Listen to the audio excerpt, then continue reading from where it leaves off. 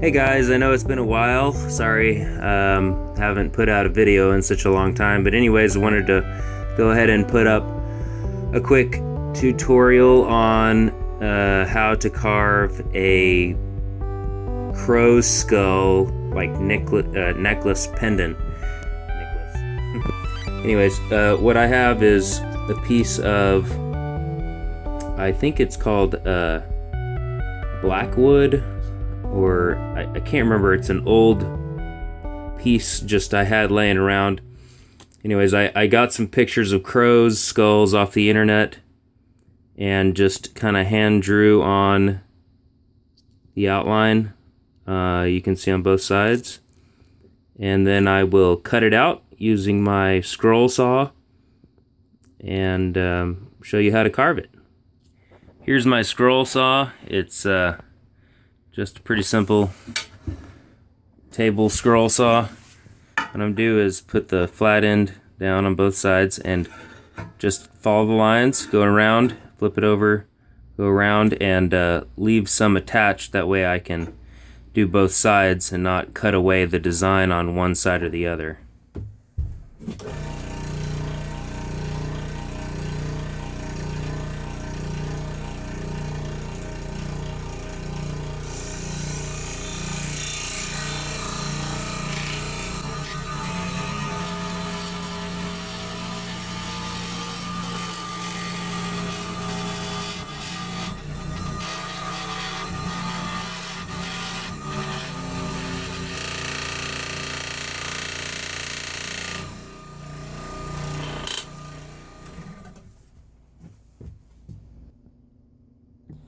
Alright, you can see now I have gone around the outline almost all the way.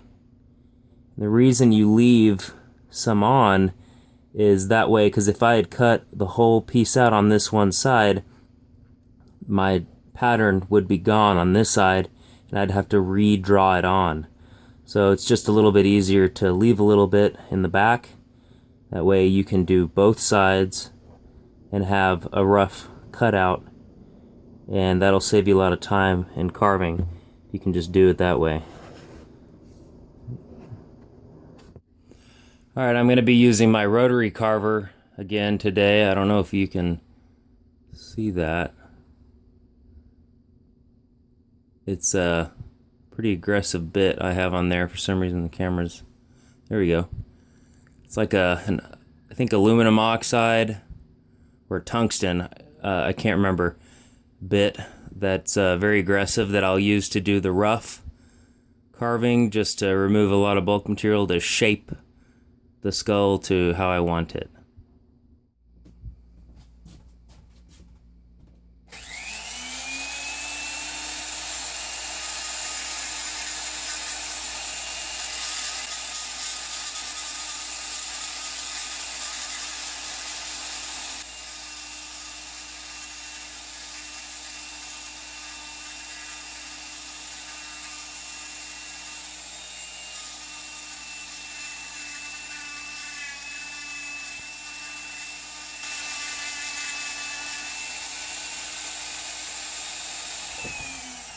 Okay, I've got it roughed out.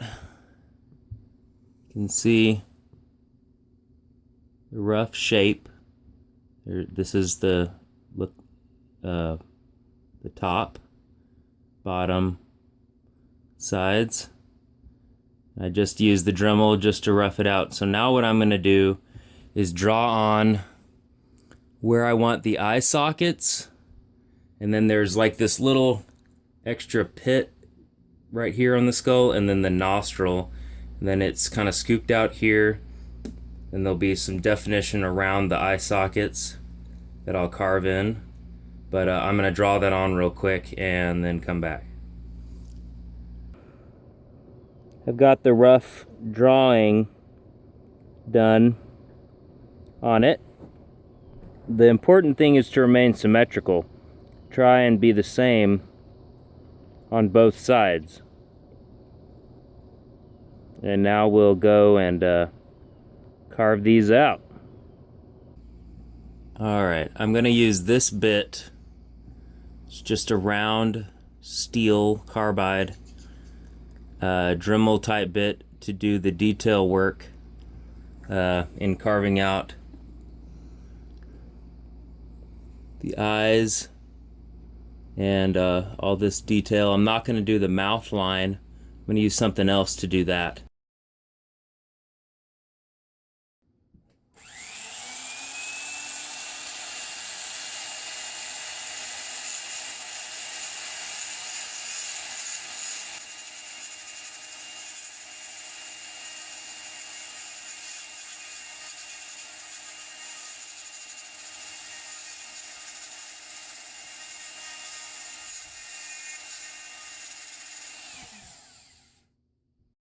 All right, now I'm switching to a diamond tipped bit. Let's see if I can get that focused.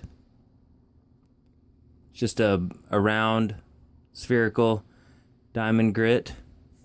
And sorry for the shake. I'm having to do all my own camera work right now because no one's here to help me.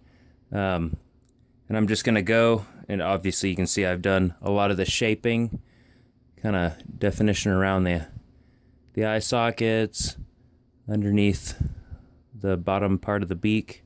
I haven't done the mouth yet, but the nostrils gone through with that other bit. And what I'm doing with this is just kind of refining the shapes and the holes and smoothing out some stuff. So I'll show you that.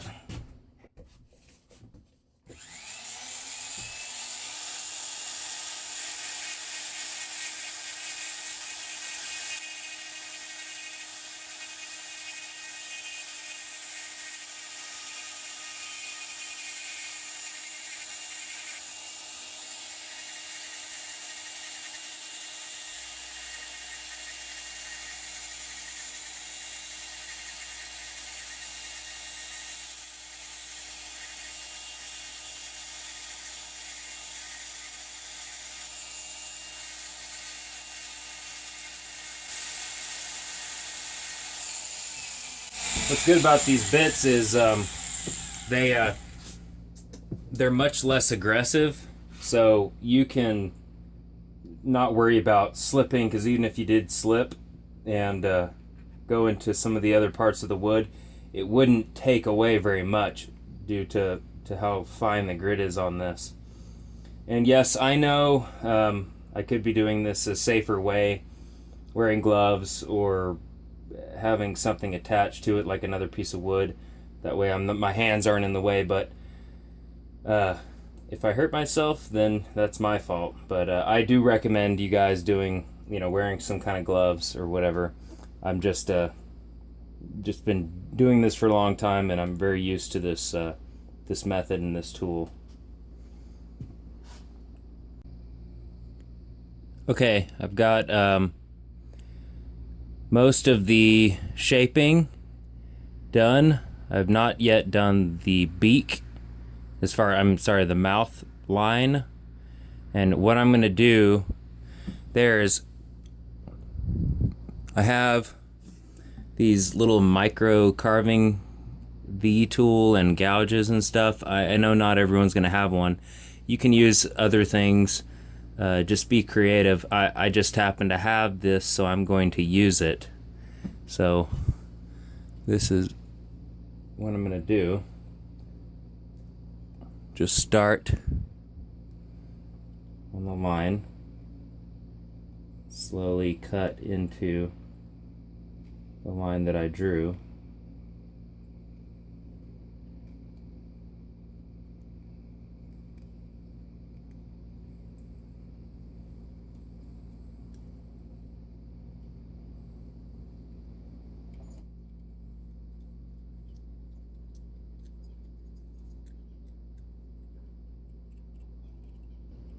Once you get that initial pass down, it's fairly easy then to just follow that groove and deepen it. I'm going to make it a little bit deeper, but you can kind of get the idea. Alright, I did also use this, which is like a beveled chisel carving tool to just kind of scrape out. Once I established that line, I just drug this through it, and because the metal is harder than the wood, it just kind of gradually digs out that channel. So here's the almost completed crow skull. All I have really left to do is sand it, and then put something here so it can hang from a necklace. But we'll get on to some sanding. I start out with kind of a rough grit. Whoa. This is 100 grit sandpaper. And I will, let me get this in focus if I can. It's hard for me to see. I've got a makeshift stand for the phone because I'm recording this with my phone. 150 grit. You can actually use this to do some of the finishing shaping that you didn't do with your carving tools. And what's nice about sanding is it will turn this piece from being really rough into a nice, refined, finished piece. And I think you guys know how to sand. I'm not going to show you the whole thing. And all in all, this, even with recording it, has only taken me, I don't know, maybe an hour and a half. So it's something simple, and you don't have to do a crow skull. You can do whatever you want. You could do an actual bird's head, not a skull. But I just thought it was kind of cool looking. It's I think nature has some beautiful designs in it, and I do like skulls. I think that it's a elegant sort of design to it. That's why I chose this. But I'm going to do the sanding, and I'll get back with you guys.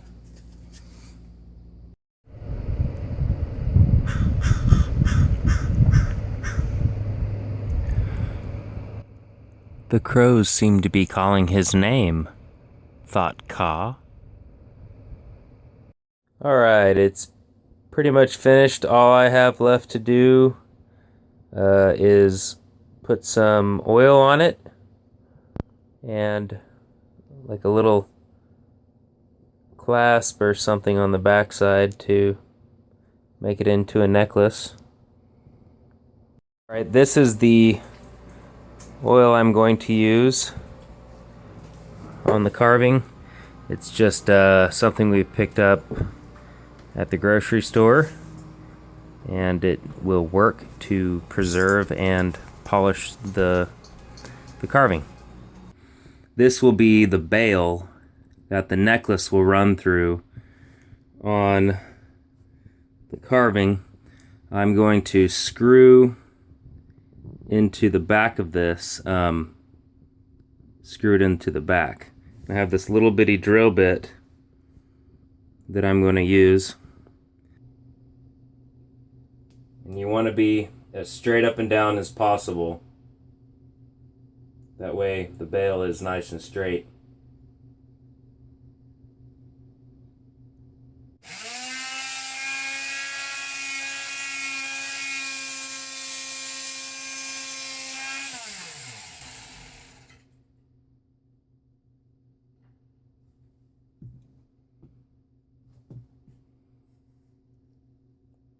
Little hole. Okay, I got the bails on, screwed on, and actually have a necklace on this one, but I'm probably going to change it.